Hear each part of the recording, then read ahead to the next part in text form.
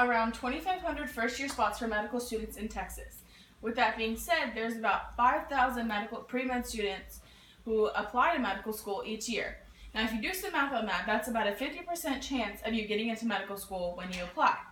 I learned this information from an interview with Dr. Bloom, my boss. These are some of the sources I used for this speech, including an interview with Dr. Bloom, an interview with the pre-med advisor, Joe, and some quotes from Brittany Quotes and also Pinterest.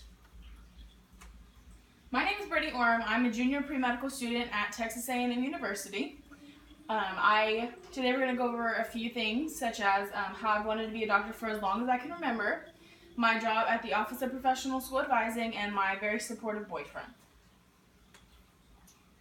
A quote that I apply to my life is, if you can dream it, you can do it. This lets me know that no matter how big my dreams are, I can do it if I really put my mind to it. Walt Disney said. So one of the points we're going to go over today is how I've wanted to be a doctor for as long as I can remember. My cousin planted a little seed in my brain back when I was a little kid and told me that I should be an orthopedic surgeon, a vet, and right now, I want to be an OBGYN. I want to be an OBGYN because in 6th grade I got to watch Lisa, my cousin, give birth to her daughter, Kinley.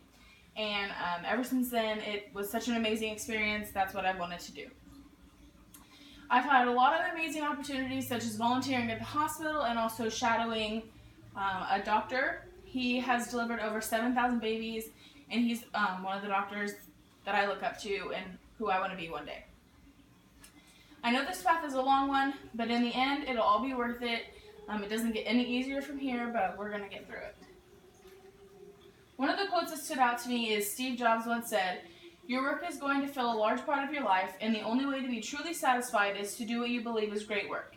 And the only way to do great work is to love what you do." This applies to me because when I got to watch Dr. Gale deliver the baby, I was in tears because you literally can change a person's life in a matter of moments, and that's something that I want to do for the rest of my life. My job at the Office of Professional School Advising, we advise for medical, dental, PA, PT, vet, any of the health professions, and also law. I have access to the pre-medical advisor, Joe, at all times. This gives me a little edge because a lot of the other pre-med students who don't have a job at the Office of Professional School Advising, they have to wait weeks or they have to email her to ask questions. One of the reasons I love my job is because I get to help advise students that were once in my position, such as like if I was scared and I bombed an OChem test or something, I wanted to go talk to someone to help me feel better, and so those students can come in and talk to me, and they know that it's good advice because I was once in that position. I also interviewed the pre-medical advisor, Joe. She gave me some statistics on getting accepted into medical school.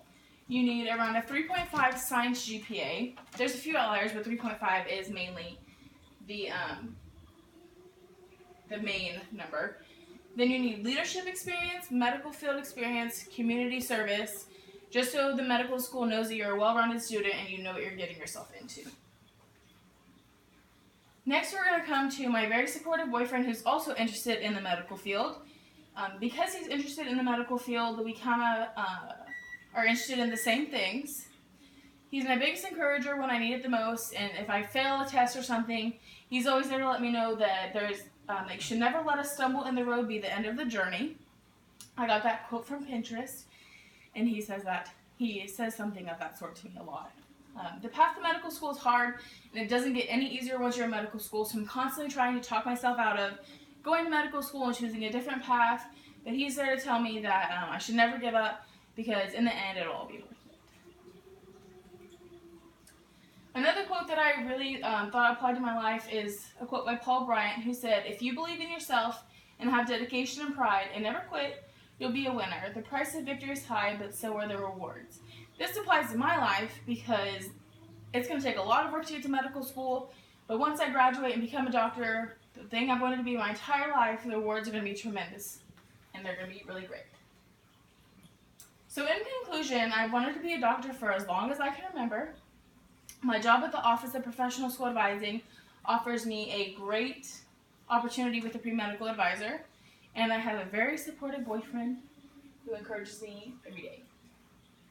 So I'm a pre-med student, and I may not be the best student, I may not have a 4.0, but I'm passionate, and I'm going to get where I want to be one day. And I'm going to be great one day. Thanks, and Giggle. Thanks for coming. Woo!